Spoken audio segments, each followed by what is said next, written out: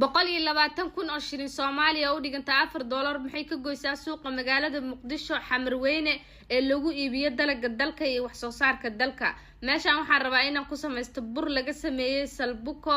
qamadi, misir, masago iyo cadas. Waxaan nacay burarka loo gado supermarketyada wada urka miirana. Waan soo dhaqaaqay masagadii baan imaaday meesha lagu shiiday ama makiinadii. Meeshaan waxa lagu dhaqayaa galay, haddana waatan ayadoo la soo shiiday oo baalki laga bixinayo.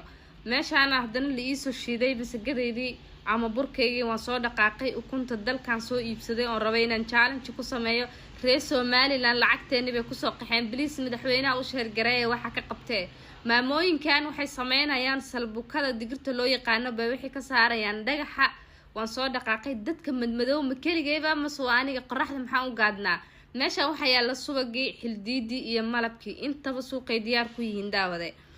ninkan wuxuu taagan yahay TikTok-geena iska dhex arkaa rabaa isoo follow gareey aniga adresskii taabta please 700,000 igu tuuro bye bye